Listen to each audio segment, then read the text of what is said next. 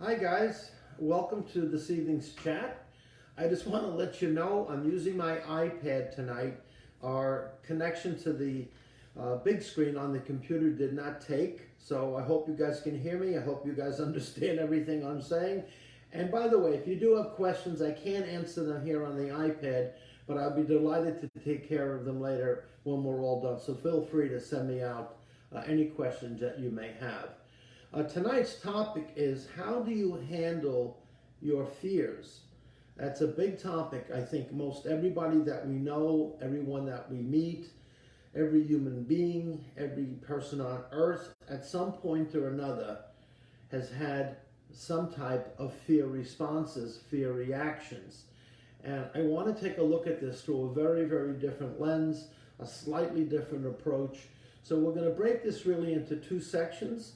One section will be what drives the fears, what causes fear. And the second part will be how to address some of these fear factors. So let's get going. And again, I want to thank everyone that's visiting tonight. Welcome aboard. It's great to talk with you guys.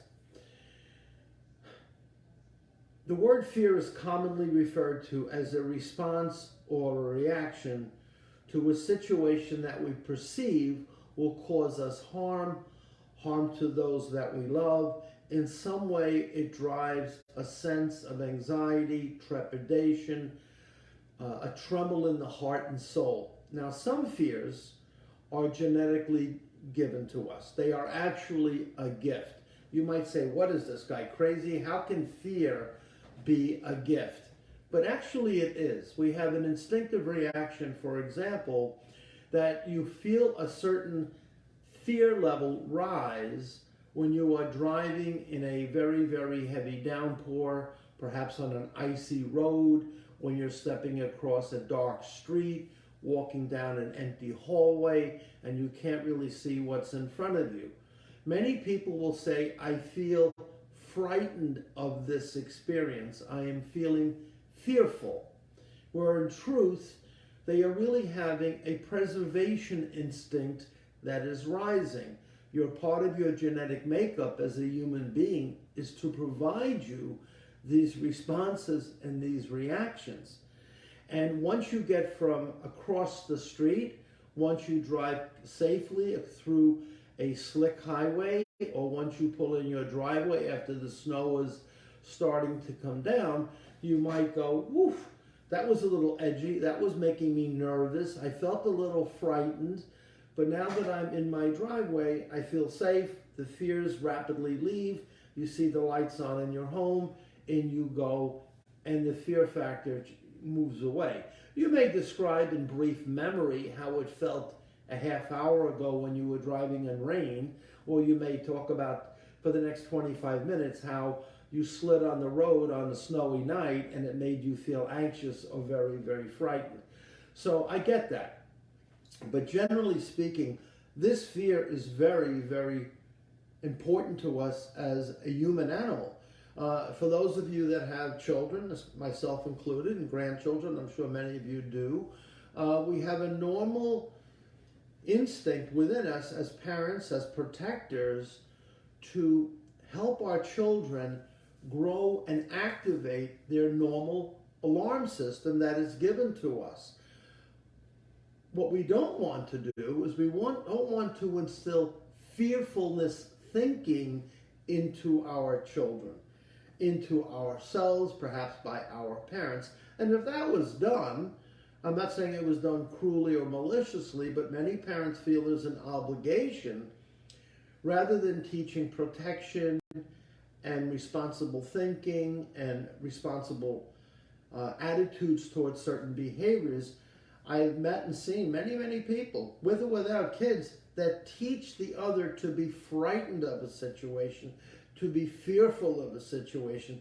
They actually inject it into someone's soul as though they were taking some kind of a medication in a way. They're actually saying, oh, you better be careful when you leave this house. There's a lot of danger out there. You better be nervous.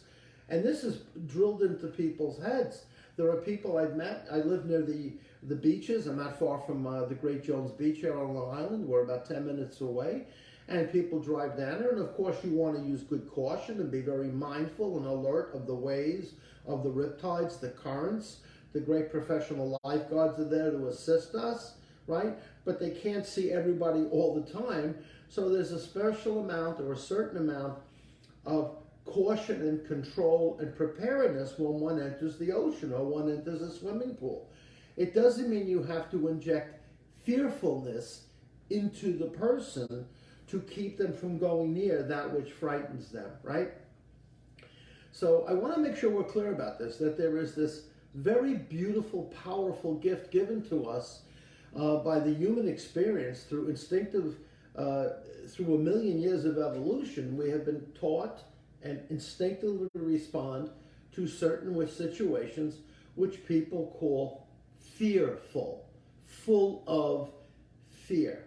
Now, you don't cause fear. Some people think you cause fear, like fear is somehow generated within you. That's really not true. What really is true is that fear enters you because of a reaction that you have to a stimulus outside of yourself, right? So it's not so much that you're making it happen, but it's a reaction kind of like touching a hot stove, right? Now, if you've touched a hot stove, right, let's say you're a professional chef or a cook, or you're just a very, very busy person, you make your own meals, and you touch a hot stove, it hurts, you go, oh man, that hurts, and you might use the language, I'm a little frightened, I'm a little careful, I'm a little nervous about burning myself again, so I'm making sure I wear those oven mittens so I don't touch my hands or burn my fingers.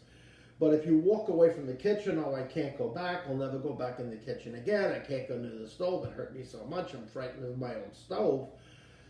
That's really what we call a morbid fear or a overwhelming fear response, which is an exaggeration of the situation. So I'm trying to kind of define some of these things for you, okay? So please understand that everyone has a very healthy, generated, normal fear reaction given to them by Mother Nature. For some of you may say that God gave it to us. However you wish to grab it or express it to yourself is fine, okay? Now, there's another type of fear that we're really here to discuss. This is really the key to tonight's little chat. And that is the fears that we create in our own mind, right? This is the fears that are generated through thought process, through the mind process. In other words, if I'm walking down my street and a car jumps the curb and is coming towards me, I will have a self-defense, an instinctive, protective reaction in that moment. When that moment is occurring, I am not saying, oh, I'm frightened, what should I do? You will move instinctively in whatever way you have to. A moment later, you might say, oh my God, I was so frightened by that. It really scared the crap out of me. I was full of fear. But in truth, when it was really happening, you weren't fearful. You really weren't fearful. What you were is just using your instincts of protection, right? Now, if you talk about what just happened, that experience is already rapidly occurring inside your memory banks, and you're beginning to re-express it. And to create this re-expression, you may use the language, I was frightened, right? So I just want to make sure before we jump on up to the next piece here that you understand this. Okay, that being set to the side, I want to talk about fear from a different approach. In my work, I meet people that have several fears regarding various life situations. And I'm going to make them very generalized so you can personally perhaps identify with what I'm saying. One fear is as follows. I receive something that I really want. Okay, I'll keep it very basic. I finally acquire this motorcycle that I've always wanted. I've always wanted this motorcycle. I've worked hard. I go to the dealership, I go to the showroom, I go to a private dealer, and I purchase this motorcycle, and I have it, and it feels great, right? I have it in the driveway, I put it in my garage, I have my eye on it, it feels great. And before long, fear starts to creep in. Fear creeps in. What if somebody steals it? What if it breaks down on the road? What if it doesn't perform the way I had thought? What will happen if this? What will happen if that? I am so frightened of losing it that I begin to generate fear in advance. Fear in advance. I am already projecting outside of myself a fear that has not even happened yet. Some of you who have children like I do, my kids are all grown, of course, but I got grandkids now. There is a normal fear, some people call it a big time worry, however you want to describe this, that when their children go out for the evening, get their license for the first time, start that motor, and you're watching the taillights pull away, right? Many parents have a protective instinct that reaches out, that can't be seen but can be expressed, out to their child to say, I hope you're okay, I want you to have a good time, but I'm, quote, worried that you're not under my control and something might happen to you, right? A few hours later, the child comes back and you go, whew, they're home safely, and you can feel your worry disappear. They go out again the next night, here we go again. Go out the next night, here we go again. And you become held really prisoner. You become a captive of your own worry and your own anxiety, because each evening your child shows responsibility, shows good etiquette on the road, comes back on time, shows you safety, and so on. And they are beginning to prove themselves. And in time, you may sense this fear starting to come down because the projection never met the truth of the situation, right? So that's fear number one. You have something that you really love, something you contain, something that is you treasure, and you're frightened of losing it, right? You're frightened of losing it. And it's a very, very normal, but can be a crippling reflex. The second fear is that something happens to you that you never wanted to have happen to you, right? You find out that you've got an illness, or you've sustained kind of a nasty injury. You said, why is this happening to me?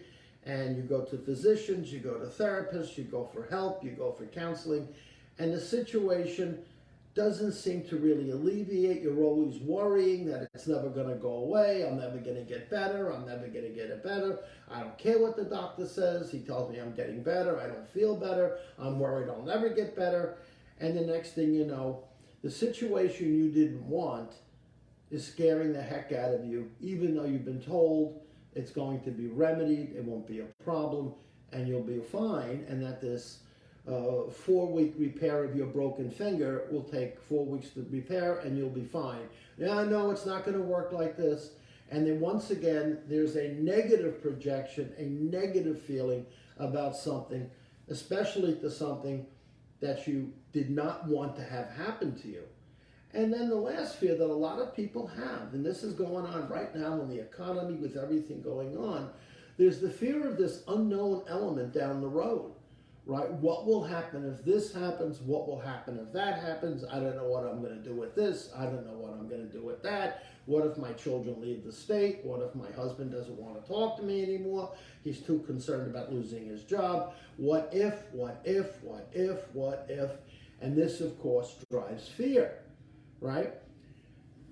The fear of the car jumping the sidewalk, the fear or the anxiety of driving in a really severe rainstorm, those are protective instincts that are demanded because the moment is actual, the moment is real, you are in the car, it is really pouring rain, you really are in a tenuous situation, and you have to access all of your faculties to get home safely. That will increase adrenaline, that will increase anxiety, and it gives you focus and attention to detail. That's a wonderful thing that this fear factor is giving you. But the other situations I described, the projections of your child driving the car, the projections of what will bring happen to your economy, your future down the road, all of those things have not occurred yet, right? Have not occurred. And you'll hear this, that sometimes negative thinking people process these things this way. Optimistic people, they say, project it differently. My daughter will be fine, the economy will be fine, my husband will be okay, he'll get a different job. And there's kind of a different approach, almost a minimizing of the fear factor and the elevation of the positivity factor, right? So we're talking about reactions to fear. Now, for some people, when fear shows up, they have a fight response. When they become when they become fearful, right? Become fear. They're frightened of something, right? They become aggressive. They become angry. They see the fear as an opponent. They don't see it as a warning. They don't see it as an instinctive bell ringing off. They see it as an opponent. And when you see fear as an opponent, not an ally, it creates a whole different dynamic within people. They become short-tempered, they become finger-pointing, they're quick to argue, they're quick to fight, they go on the defense. They're very rapidly aggressive, right? And it doesn't have to be a big situation. It could be a small just a little comment made to you in passing. It could be just someone giving you the finger salute as you drive by them, and all of a sudden you go off. You just go off, and your whole system perceives that as some kind of a ferocious attack on your soul or something.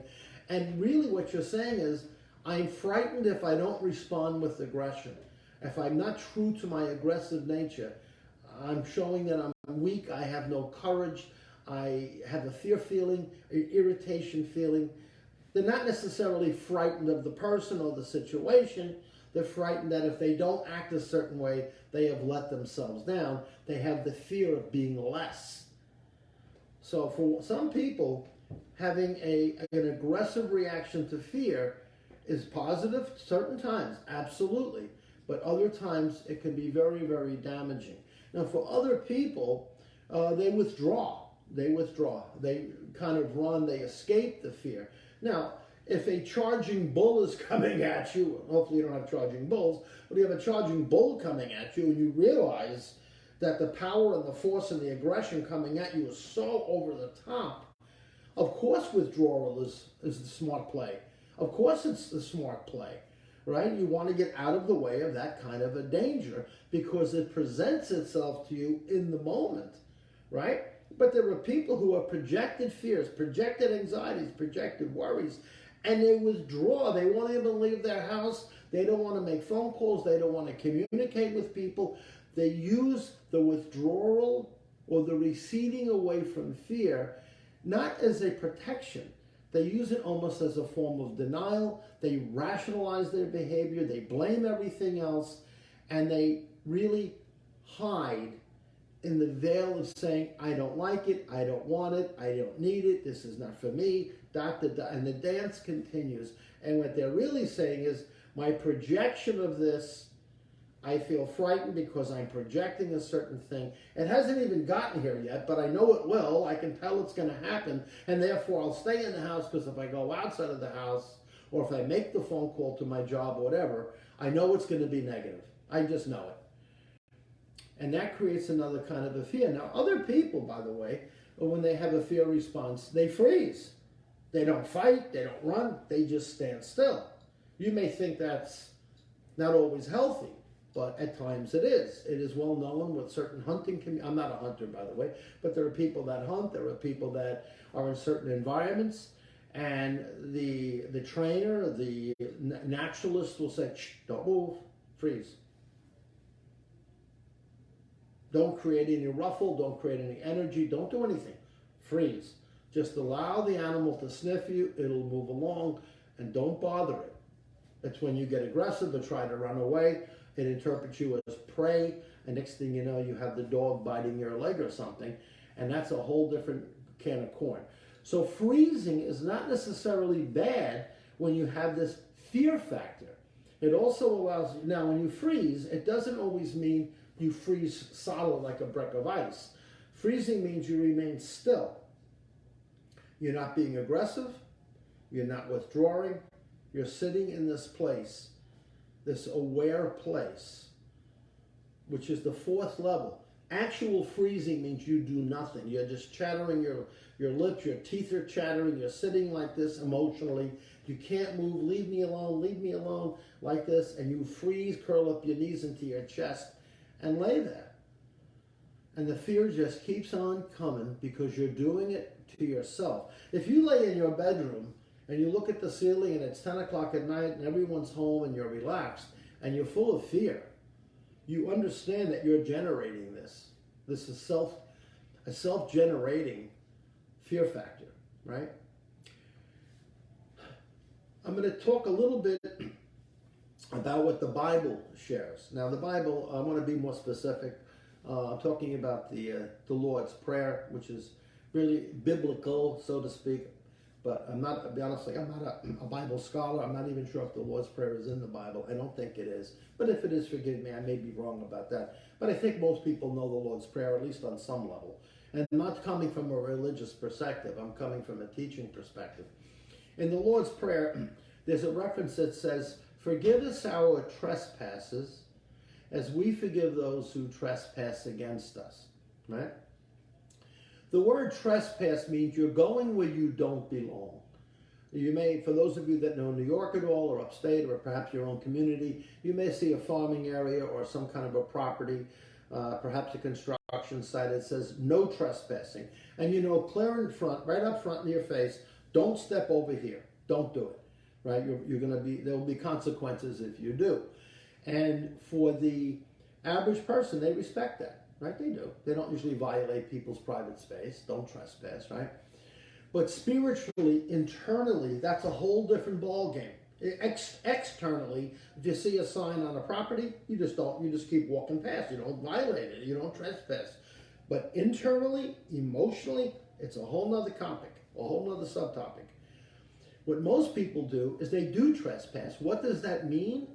Trespassing means, in the Lord's Prayer, by the way, trespassing means you are always projecting in the future, or you're always revisiting the past. You are trespassing forward, or you're trespassing backwards, and the people that you meet are trespassing forward and trespassing backwards. In other words, the community of the world, people in general, are trespassing forward and trespassing backwards, which simply means they are no longer settled in what would be called the daily bread or this moment, you see. And if you don't stay in the moment that you're in, if you don't stay focused in the moment that you're in, you're going to trespass. And everyone says, well, we all do it, we all do it, we all do it, it's human, I get it. I understand that.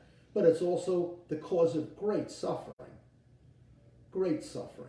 So in that same Lord's Prayer, it is stated, "Forgive us our trespasses as we forgive those who are trespassing against us." So people we meet are trespassing, and we ourselves are trespassing. And the result of that is to have temptation, to be tempted to do crazy stuff, because the agony and the suffering of this constant back and forth, future and past, resurrecting all our fears and projections, causes us to be tempted. And those temptations mean sex, drugs, rock and roll, which is a broad stroke statement of avoidance, denial, rationalizing, alcoholism, drug behavior, intimacy gone wild, shoplifting, lying, stealing, you name it. You cover the vice, it'll be tempted to you in some way or another. You will be tempted to lie to yourself, you'll be tempted to generate it, you'll be tempted to blame others for your fears. You'll come up with something. And in that same Lord's Prayer, the result of that is evil.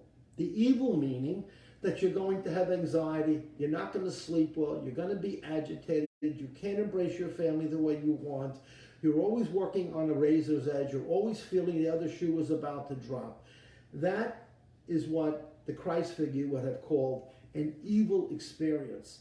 You are not happy, you're not joyous and free, you're not relaxed, you're not responding to the beauty of the world. You can't sit back and enjoy the clouds that are passing by. You don't enjoy the sound of rain falling on your window. You don't enjoy the laughter of a child playing anymore. Everything is agitated, dark, painful. This is what some spiritual scholars would call living in hell, you see.